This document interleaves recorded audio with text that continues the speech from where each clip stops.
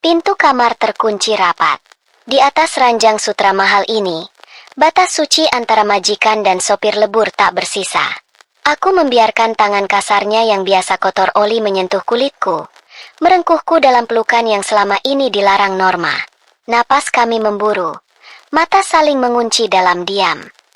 Di luar sana, orang menyebut ini skandal memalukan, janda kaya yang turun kelas.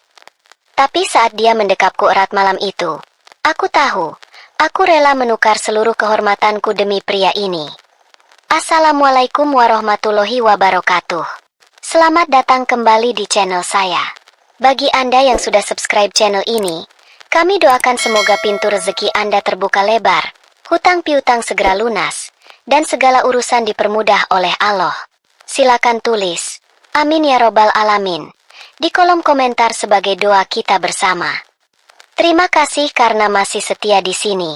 Kisah hari ini bukan sekadar cerita cinta, tapi tentang keberanian menyembuhkan luka dan melihat seseorang dari hatinya, bukan seragamnya. Siapkan hati kalian, tarik napas, dan mari kita masuk ke perjalanan hidup Lara. Kalian mungkin melihatku turun dari mobil sedan hitam mengkilap di depan lobi mal mewah di Jakarta Selatan, mengenakan kacamata hitam besar dan menenteng tas yang harganya setara dengan gaji setahun karyawan biasa. Kalian mungkin berpikir hidupku sempurna, tapi kalian tidak melihat tanganku yang gemetar hebat saat memegang kunci rumah setiap kali aku pulang. Kalian tidak tahu bahwa ritual malamku bukanlah perawatan kulit mahal, melainkan berkeliling rumah, memeriksa 3 kali bahwa setiap jendela terkunci rapat, setiap pintu berpalang besi, dan sistem alarm menyala. Bunyi klik, klik, klik dari kunci pintu otomatis adalah satu-satunya musik pengantar tidur yang bisa menenangkan sarafku. Namaku Lara, dan rumah besar bergaya minimalis ini bukanlah istana, melainkan sangkar emas yang dingin tempatku bersembunyi. Pagi itu dimulai seperti pagi-pagi lainnya. Aku terbangun pukul 4 subuh, tersentak oleh sisa mimpi buruk yang selalu sama, suara pecahan kaca dan bau alkohol yang menyengat. Napasku memburu. Keringat dingin membasahi piyama sutraku. Butuh 5 menit bagiku untuk meyakinkan diri bahwa aku aman, bahwa Damian, mantan suamiku, tidak ada di sini. Aku bangkit, menyeret kaki ke dapur yang terlalu luas untuk satu orang. Suara mesin pembuat kopi yang menderu memecah kesunyian. Aromanya memenuhi ruangan, tapi bagiku, kopi pagi selalu terasa terlalu pahit. Sepahit kenyataan bahwa di usia 32 tahun, aku merasa hidupku sudah berakhir. Aku berdiri di depan cermin besar di lorong, merapikan blus linen warna putih gading yang kukenakan. Di pantulan itu, aku melihat wanita sukses pemilik butik bunga yang disegani. Tapi jika kalian melihat lebih dekat ke dalam mataku, kalian akan menemukan gadis kecil yang ketakutan, bersembunyi di balik lapisan bedak dan lipstik mahal. Itu adalah topengku. Baju zirahku untuk menghadapi dunia yang menurutku penuh dengan ancaman. Getaran ponsel di meja marmer membuatku melonjak kaget. Jantungku berdegup kencang, seolah-olah benda pipi itu adalah bom waktu. Layar menyala. Satu pesan baru, tanpa nama. Tapi aku tahu siapa pengirimnya. Isinya singkat. Kamu terlihat cantik dengan baju biru kemarin, El. Sayang sekali senyummu palsu. Darahku berdesir dingin. Kemarin aku memang memakai baju biru saat rapat dengan klien. Dia tahu. Dia melihatku. Dia masih mengawasiku. Rasanya dadaku sesak. Seolah-olah dinding-dinding rumah ini menyempit dan menghimpitku. Aroma samar alkohol yang menempel di ingatan masa laluku tiba-tiba tercium nyata, membuat perutku mual. Damian tidak akan pernah melepaskanku. Perceraian di atas kertas itu tidak ada artinya bagi obsesinya. Aku ingin berteriak, tapi suaraku tertahan di tenggorokan. Yang bisa kulakukan hanya menelan ludah, menekan rasa takut itu dalam-dalam, dan melanjutkan sandiwara bahwa aku baik-baik saja. Di luar gerbang hitam yang menjulang tinggi, mobil sudah menunggu. Dan di sana, berdiri sosok yang baru 2 minggu ini masuk ke dalam orbit hidupku. Bimo, sopir baruku. Dia berbeda dari sopir-sopir sebelumnya yang banyak bicara atau berusaha sok akrab. Bimo lebih banyak diam. Dia laki-laki Jawa berusia 30-an akhir, Dengan kulit sawo matang gelap terbakar matahari dan rambut cepak ala militer yang mulai memutih di bagian samping. Dia mengenakan seragam safari biru dongker yang warnanya mulai pudar di bagian bahu. Tanda bahwa baju itu sudah terlalu lama dipakai. Wajahnya keras, berahang tegas dengan kerutan halus di sudut mata yang menyiratkan dia sudah melihat terlalu banyak hal berat dalam hidupnya. Saat aku keluar, dia hanya mengangguk hormat, membukakan pintu tanpa kata. Gerakannya efisien, kaku, namun sopan. Jujur saja, aku curiga padanya. Trauma membuatku sulit percaya pada laki-laki, apalagi yang bertubuh tegap dan berwajah keras seperti dia. Setiap kali aku duduk di kursi belakang, aku mengawasinya lewat spion tengah. Matanya yang tajam sesekali melirik ke belakang, memastikan kondisi jalan, atau mungkin memastikan aku. Apakah dia mata-mata Damian? Apakah dia orang jahat yang menyamar? Pikiranku yang paranoid terus berputar. Kami tidak pernah mengobrol. Hanya instruksi singkat, ke butik, atau pulang. Dia menjawab dengan, baik, Bu, yang singkat dan berat. Tidak ada basa-basi cuaca. Tidak ada keluhan soal macet Jakarta. Hanya keheningan yang panjang, diiringi suara deru mesin dan klakson samar dari luar. Hari itu berjalan lambat dan melelahkan. Gangguan Damian membuatku tidak fokus di butik. Aku memarahi asistenku hanya karena salah menaruh pita. Lalu menyesalinya dan menangis diam-diam di toilet. Ketika malam tiba, hujan turun dengan derasnya, mengguyur Jakarta tanpa ampun. Langit hitam pekat, seolah menumpahkan amarahnya ke bumi. Aku meminta Bimo untuk segera pulang. Perjalanan pulang terasa lebih lama dari biasanya. Jalanan macet total. Genangan air mulai meninggi di beberapa titik. Di dalam kabin mobil yang sejuk, aku memeluk tasku erat-erat, merasa sangat kecil di tengah kekacauan kota ini. Suara hujan yang menghantam atap mobil terdengar seperti peluru. Tiba-tiba, mesin mobil tersendat. Sekali, dua kali, lalu mati total. Lampu indikator berkedip liar sebelum akhirnya gelap. AC berhenti berhembus. Kesunyian mendadak menyergap. Hanya diselingi suara hujan yang semakin keras.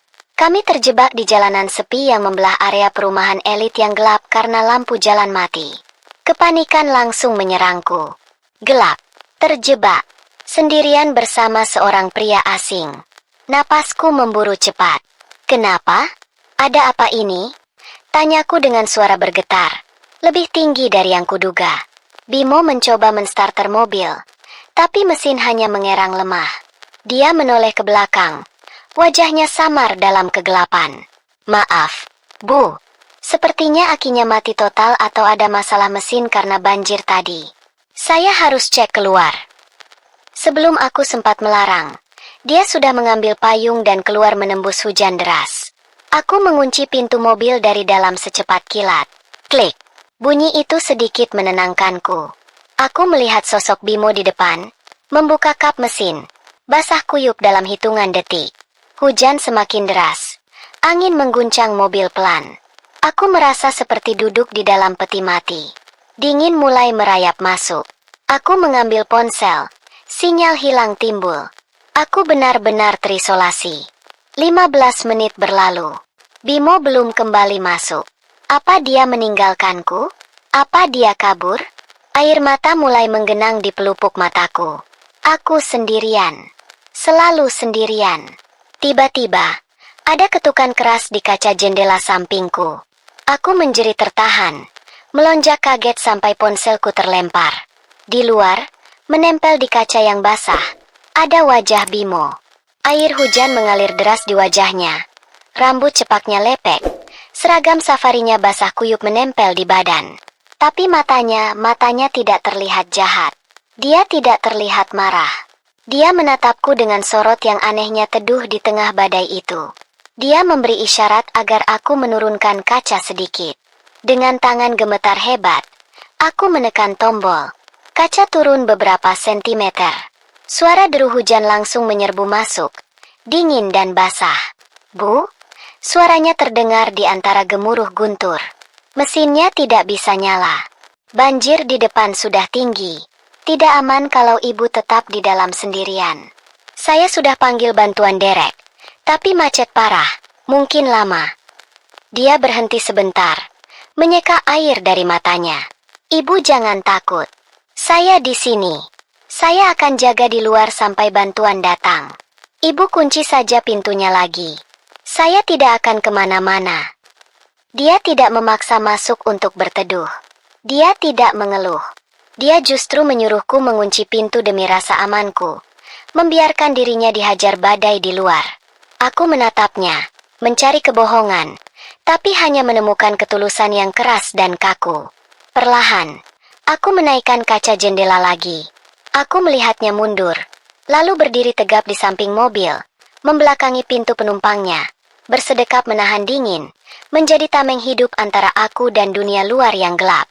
Malam itu, di tengah hujan badai Jakarta, untuk pertama kalinya aku merasa dinding pertahananku retak. Bukan karena hantaman palu, tapi karena tetesan air hujan dan kesetiaan seorang sopir yang bahkan belum ku kenal baik. Sejak malam badai itu, cara pandangku terhadap dunia, dan terhadap Bimo, mulai bergeser, sedikit demi sedikit, seperti pergerakan lempeng bumi yang tak kasat mata namun pasti. Rasa curiga yang tadinya menjadi selimut keamananku mulai menipis, digantikan oleh rasa penasaran yang bercampur dengan kelegaan aneh. Aku tidak lagi buru-buru mengunci pintu mobil saat dia masuk. Aku mulai memperhatikan detail kecil yang luput dari mataku sebelumnya. Bagaimana dia selalu memastikan suhu AC di 24 derajat karena dia tahu aku tidak suka terlalu dingin, atau bagaimana dia mengecilkan volume radio setiap kali ponselku berdering. Itu adalah bentuk perhatian tanpa suara. Jenis perhatian yang sudah lama hilang dari kamus hidupku bersama Damian. Minggu itu, keran di wastafel dapurku bocor. Suara tetesan airnya, tes, tes, tes, yang menggema di rumah besar yang sunyi ini nyaris membuatku gila. Itu adalah jenis gangguan kecil yang bisa membuat orang dengan trauma sepertiku meledak. Aku sudah berniat memanggil tukang ledeng langganan yang biasanya mematok harga selangit. Tapi saat aku pulang kerja sore harinya, suara itu hilang. Senyap, aku masuk ke dapur, dan di sana kulihat Bimo sedang membereskan kunci Inggris tua miliknya. Dia menoleh, sedikit kaget melihatku. Maaf, Bu. Saya lancang masuk dapur. Tadi saya dengar air menetes terus dari pos satpam. Takut tagihan ibu bengkak. Cuma karetnya yang aus. Sudah saya ganti. Dia mengatakannya dengan nada datar, seolah memperbaiki masalahku adalah hal paling alami di dunia. Tidak ada permintaan pujian. Tidak ada tagihan. Hanya ketulusan seorang lelaki yang peduli pada hal yang dijaganya. Untuk pertama kalinya, dapur yang dingin itu terasa sedikit lebih hangat. Namun, kedamaian semu itu tidak bertahan lama. Damian kembali, dan kali ini dia melanggar batas suci yang kubuat. Dia datang ke butik bungaku. Siang itu, lonceng pintu berdenting. Aku menongak, siap menyapa pelanggan. Tapi senyumku beku seketika. Damian berdiri di sana, mengenakan setelan jas abu-abu arang. Tampak begitu tampan dan mematikan. Dia berjalan santai, menyentuh kelopak bunga mawar putih dengan ujung jarinya. Bunga ini cantik, tapi cepat layu kalau tidak ada yang merawat. Sama seperti kamu tanpa aku, bisiknya. Suaranya halus tapi berbisa. Dia mendekat ke meja kasir, mencondongkan tubuhnya, menginvasi ruang pribadiku. Bau parfum mahalnya membuat perutku mual.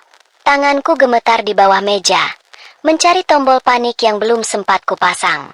Tiba-tiba, bayangan besar menutupi cahaya dari pintu. Bimo, aku tidak tahu sejak kapan dia di sana. Biasanya dia menunggu di parkiran. Tapi entah insting apa yang membawanya masuk. Dia tidak mengatakan apa-apa. Dia hanya berdiri di samping pintu, melipat tangan di dada bidangnya. Kakinya terbuka lebar dalam kuda-kuda siaga. Tatapannya lurus, tajam, menusuk tepat ke arah Damian. Dia tidak melakukan gerakan agresif, tapi keberadaannya yang solid memancarkan aura dominan yang tak terbantahkan. Damian menoleh, tersenyum sinis. Oh, jadi ini anjing penjaga barumu? Selera kamu turun drastis. Bau keringat begini. Bimo tidak bergeming. Wajahnya batu. Dia hanya berkata pelan. Suaranya berat dan dalam. Maaf, Pak. Ibu Lara sedang sibuk. Silakan keluar. Kalimat itu sederhana, tapi ada ketegasan baja di dalamnya. Damian mendengus, merapikan jasnya, lalu menatapku dengan tatapan yang menjanjikan mimpi buruk. Ini belum selesai, El. Ancamnya sebelum berbalik dan menabrak bahu Bimo dengan sengaja saat keluar. Bimo tidak goyah 1 mm pun. Saat pintu tertutup, lututku lemas. Aku merosot di kursi. Napasku putus-putus. Bimo segera mendekat, tapi dia berhenti di jarak yang sopan. Ibu tidak apa-apa, tanyanya. Tidak ada penghakiman di matanya, hanya kekhawatiran murni. Hari itu, aku sadar, dia bukan sekadar sopir. Dia adalah tembok beton yang memisahkan aku dari kehancuran. Dalam perjalanan pulang, pertahananku runtuh. Air mata yang kutahan seharian tumpah begitu saja. Aku menangis tanpa suara di kursi belakang, memalingkan wajah ke jendela agar dia tidak melihat. Tapi Bimo tahu. Tanpa bertanya, dia menyodorkan sekotak tisu dari dashboard ke belakang tanpa menoleh. Lalu, dia memutar musik klasik, sebuah sonata piano lembut, menggantikan berita radio yang bising. Menangis saja, Bu. Mobil ini kedap suara. Tidak ada yang dengar selain saya. Katanya pelan. Kalimat itu sederhana, tapi efeknya luar biasa. Aku merasa diizinkan untuk menjadi lemah. Di ruang sempit mobil sedan itu, di tengah kemacetan Jakarta yang ganas, aku menemukan tempat persembunyian yang paling tenang.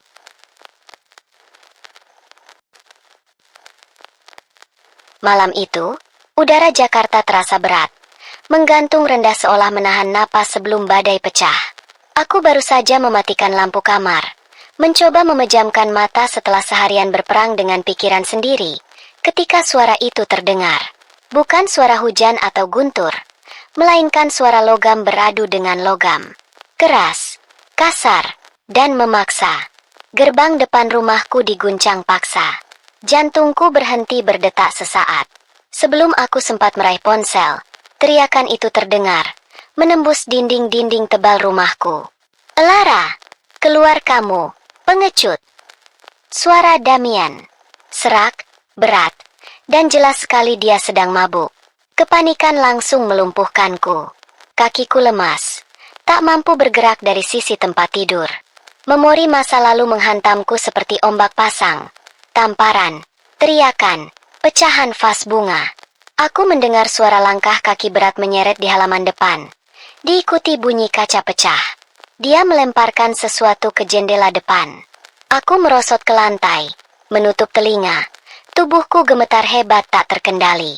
Lalu, aku mendengar suara lain. Suara yang lebih tenang tapi tegas, muncul dari arah paviliun belakang. Pak, tolong berhenti. Bapak membuat keributan. Itu Bimo. Ya Tuhan, Bimo. Rasa takutku berubah menjadi ngeri. Damian sedang dalam mode monster, dan Bimo, dengan segala keberaniannya, hanyalah manusia biasa di hadapan iblis yang sedang mengamuk. Aku merangkak menuju jendela, mengintip dari balik tirai dengan tangan gemetar. Di bawah sorotan lampu taman yang temaram, aku melihat pemandangan yang meremukkan hati. Damian berdiri sempoyongan dengan kemeja putih yang kancingnya terbuka separuh. Di hadapannya, Bimo berdiri tegak, hanya mengenakan kaos oblong putih polos dan celana pendek selutut. Minggir kamu, babu. Hardik Damian. Dia menunjuk wajah Bimo dengan jari telunjuk yang goyah. Jangan halangi saya bertemu istri saya. Ibu Lara sudah istirahat, Pak, dan ini properti pribadi. Bapak tidak punya hak di sini, jawab Bimo datar. Dia tidak mundur, tapi dia juga tidak maju. Dia tahu posisinya. Damian tertawa mengerikan. Hak? Aku yang punya hak atas segalanya di sini. Teriaknya, lalu tanpa peringatan, dia mengayunkan tinjunya. Bimo ragu sepersekian detik karena sadar siapa yang dia hadapi. Pukulan itu mendarat telak di rahang Bimo. Bunyinya membuat perutku mual. Bimo terhuyung, tapi tidak jatuh. Dia menyeka darah di sudut bibirnya, lalu kembali berdiri tegak. Pulang, Pak, katanya lagi. Kali ini lebih keras. Kau mau main kasar? Ayo. Damian menerjang Bimo seperti banteng gila. Bimo mencoba menangkis, tapi Damian bermain curang. Dia menendang lutut Bimo, lalu memukulinya membabi buta saat Bimo kehilangan keseimbangan. Bimo tidak membalas.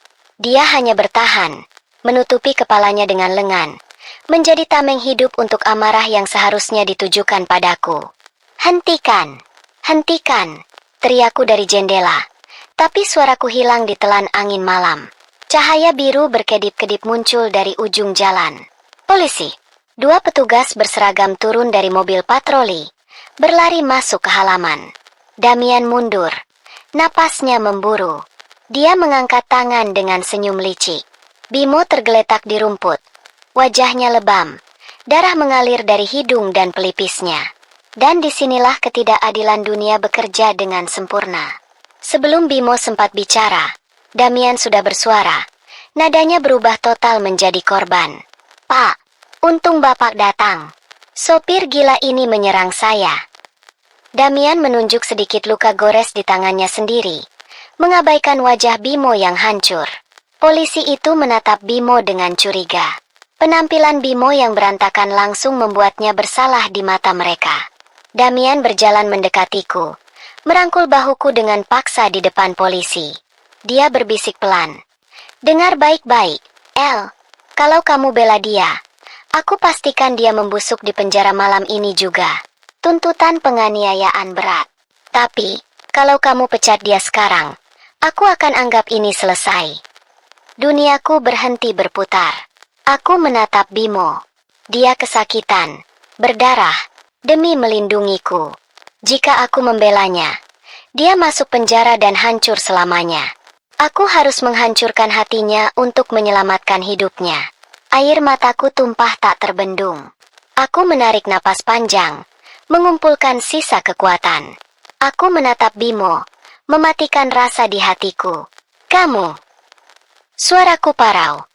Kamu dipecat. Bereskan barang-barangmu sekarang dan pergi dari sini. Saya tidak butuh sopir preman seperti kamu. Hening. Suasana mendadak mati. Mata Bimo membelalak. Ada kaget, ada sakit, dan ada kekecewaan mendalam di sana. Dia tidak membantah. Dia tidak memohon. Perlahan, dia mengangguk. Baik, Bu. Terima kasih atas tumpangannya selama ini. Suaranya tenang, tapi aku bisa mendengar retakan di dalamnya. Dia berjalan terpincang-pincang menuju paviliun, mengambil tas ransel lusuhnya, lalu berjalan keluar gerbang tanpa menoleh lagi. Punggungnya menjauh, hilang ditelan kegelapan malam. Saat bayangannya menghilang, aku ambruk di teras dingin, menangis histeris. Aku sendirian lagi, benar-benar sendirian di neraka ini. Rumah ini kembali menjadi kuburan.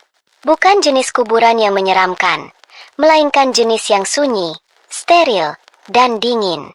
3 hari berlalu sejak malam itu, dan kesunyian ini terasa jauh lebih menyakitkan daripada sebelum Bimo datang. Dulu, aku terbiasa sendiri. Tapi sekarang, setelah merasakan bagaimana rasanya dijaga, ketiadaan Bimo meninggalkan lubang menganga yang tak bisa ditutup oleh sistem keamanan tercanggih sekalipun. Tidak ada lagi aroma samar kopi hitam yang biasa dia seduh diam-diam di pos satpam pagi-pagi. Tidak ada lagi bunyi derit halus gerbang yang dibuka pelan agar tidak mengagetkanku. Yang ada hanya kehampaan yang memantulkan rasa bersalahku berkali-kali lipat.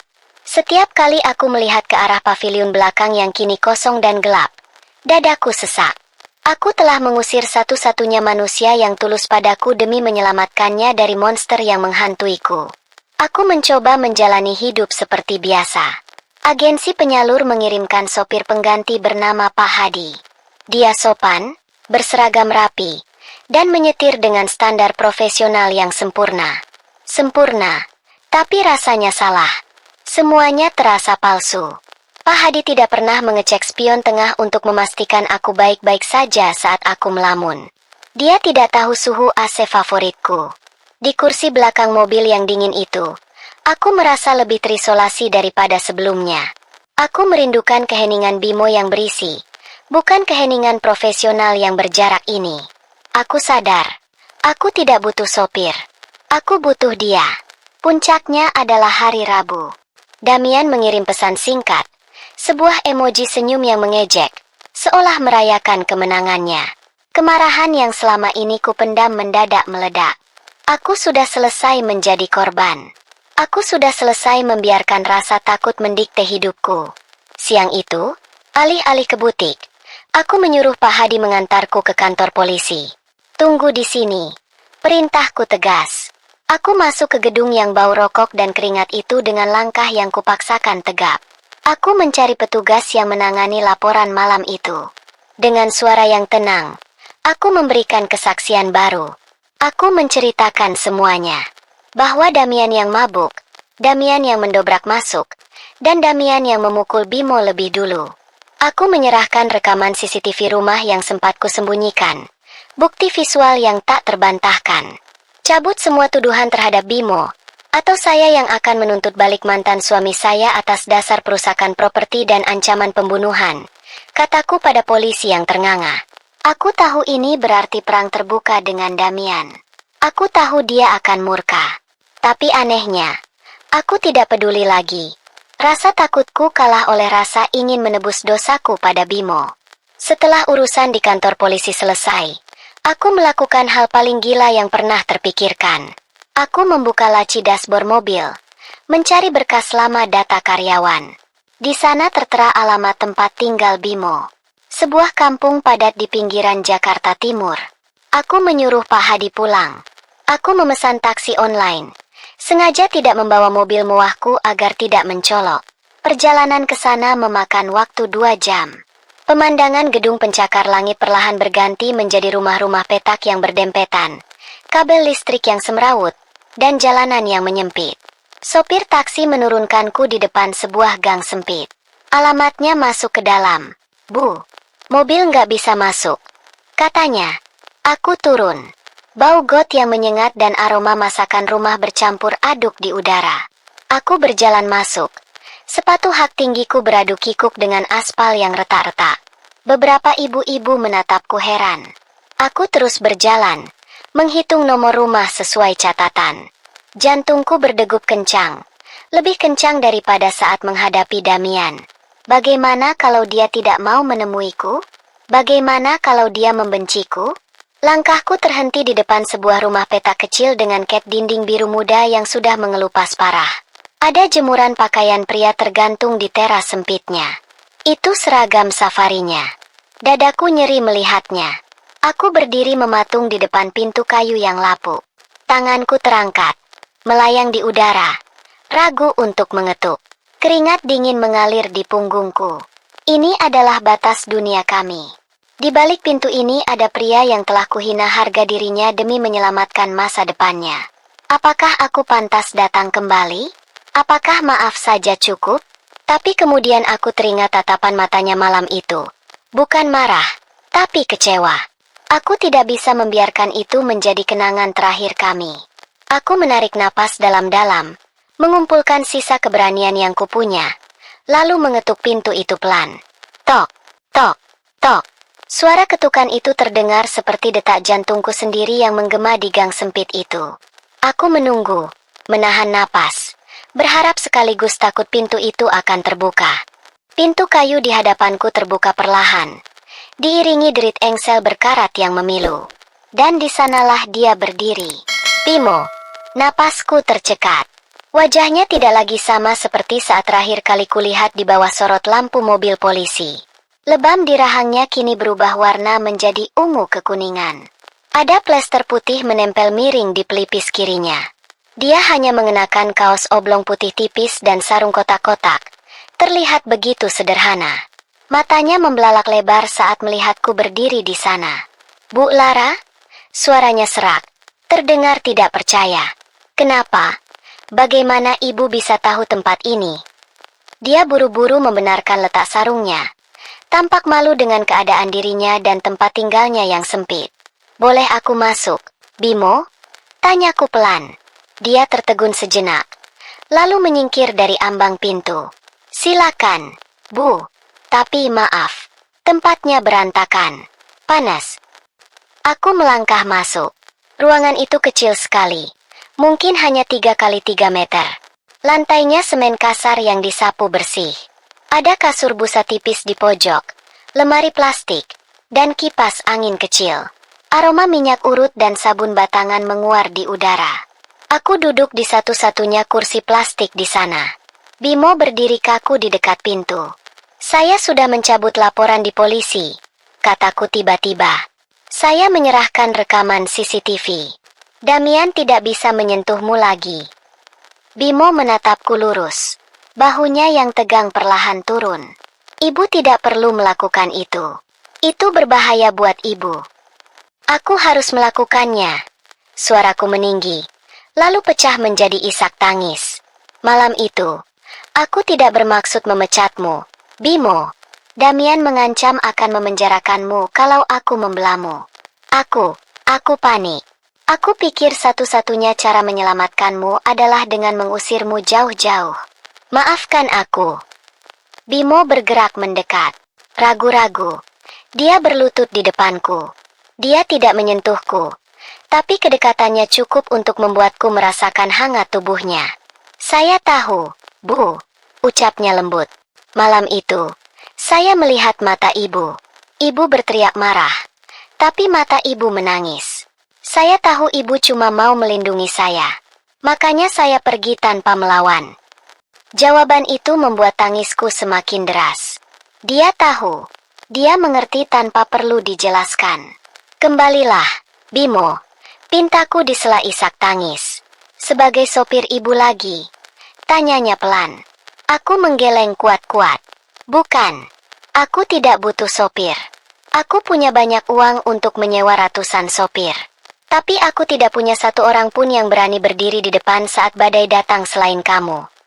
Aku menarik napas panjang, memberanikan diri menyentuh tangannya yang kasar. "Jadilah pasanganku. Jadilah rumahku. Aku janda yang rumit, Bimo. Traumaku banyak.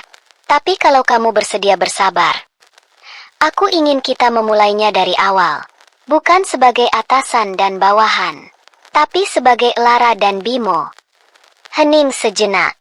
Bimo menatap tanganku yang menggenggam tangannya, lalu beralih menatap mataku. Perlahan, senyum tipis terbit di bibirnya yang masih luka. Senyum tulus yang mencapai matanya. Dia membalikkan tangannya, menggenggam balik jemariku dengan erat dan hangat. "Saya cuma orang biasa, Lara. Tapi kalau kamu mengizinkan, saya akan pastikan tidak ada lagi yang bisa menyakitimu. Saya janji." Sebulan kemudian, kami menikah. Tidak ada pesta mewah. Tidak ada gaun pengantin seharga mobil. Kami menikah di kantor urusan agama. Duduk di depan penghulu dengan pakaian sederhana. Aku memakai kebaya putih polos. Bimo memakai kemeja batik lengan panjang yang kubelikan. Mas kawinnya seperangkat alat salat dan cincin emas sederhana yang dibeli Bimo dari tabungannya sendiri. Saat kami memegang buku nikah berwarna merah dan hijau itu, rasanya jauh lebih sakral daripada pesta pernikahanku sebelumnya yang menghabiskan miliaran rupiah. Sekarang, pagi hari terasa berbeda. Matahari pagi menembus kaca mobil yang melaju pelan membelah jalanan Jakarta. Aku duduk di kursi penumpang depan, bukan di belakang. Di sebelahku, Bimo menyetir dengan tenang. Tangan kirinya tidak memegang persneling, melainkan menggenggam erat tangan kananku di atas konsol tengah. Aku menoleh menatap profil samping wajahnya. Garis rahangnya tegas, tapi matanya lembut saat melirikku sekilas dan tersenyum. Luka masa laluku tidak hilang sepenuhnya, tapi rasa nyeri itu tidak lagi menakutkan, karena aku tahu aku tidak sendirian menghadapinya. Aku belajar satu hal penting dalam perjalanan panjang ini, bahwa pelindung terkuat bagi seorang wanita bukanlah tembok tinggi atau suami kaya raya. Pelindung sejati adalah dia yang tetap berdiri tegak saat badai menghantam. Dia yang rela hancur demi menjagamu tetap utuh. Bimo mungkin tidak memakai baju zirah mengkilap. Dia hanya memakai kemeja batik sederhana. Tapi di mataku, dan di dalam hatiku yang kini damai, dia adalah ksatriaku. Dan untuk pertama kalinya dalam hidupku, aku benar-benar pulang. Kini, saat aku duduk di sampingnya, bukan lagi di kursi belakang, Aku sadar bahwa kebahagiaan sejati tak butuh kemewahan, hanya butuh rasa aman di samping orang yang tepat. Kisah ini mengajarkan kita untuk tidak pernah menilai ketulusan seseorang hanya dari status sosial atau seragam yang mereka pakai. Karena terkadang, pelindung terkuat justru datang dalam kesederhanaan, dan cinta terbaik tumbuh di tempat yang paling tak terduga. Meski kisah Lara dan Bimo ini adalah fiksi yang kami kemas dengan gaya serealistis mungkin, semoga hikmah tentang keberanian, pengorbanan, dan ketulusan ini terasa nyata di hati kalian. Terima kasih telah menemani perjalanan Lara sampai akhir. Menurut kalian, apakah keputusan Lara meninggalkan kemewahannya sudah tepat? Tulis pendapat dan hikmah yang kalian dapatkan di kolom komentar. Jangan lupa tekan tombol like jika cerita ini menyentuh hati Anda, dan subscribe agar tidak ketinggalan kisah inspiratif berikutnya. Sampai jumpa.